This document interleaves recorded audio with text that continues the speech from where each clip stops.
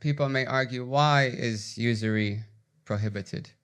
And really, you can see most of these things that are coming are prohibited because they lead to dhulm, they lead to injustice, or they lead to argumentation. There's absolute economic injustice in riba, in usury.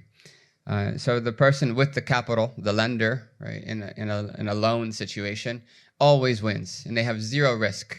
So the principle in Islam, Islamic finance, is that no wealth can be earned without risk. Right? There has to be some khatar. There has to be a risk involved in earning money, whether it be in an investment, whether it be a loan. Right? There has to be some sort of risk involved. You can't make money without any risk. Just making money, compounded on money, and just sitting back and letting it flow in, while everyone else becomes poorer and poorer and poorer and more in debt. Right? So over time, the poor become poorer, the rich become richer, and you have this vast disparity between the rich and the poor. Whereas zakat actually minimizes that disparity and allows those who are in the lower levels of economic status to re-engage in the society. So it's actually better for the entire society that we don't have usury.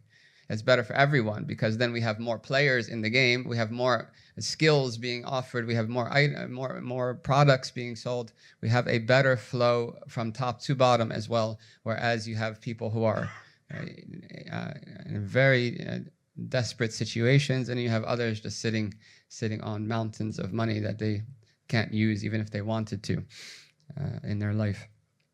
Right, so the prohibition is based on the potential of economic disparity and injustice, not the reality, not it's actually happening. So if there was a utopian situation where there was usury but no one was being wronged, it would still be haram, right? Because it has that potential in it. It could happen. So the prohibition is based on that potential, not on the actual result.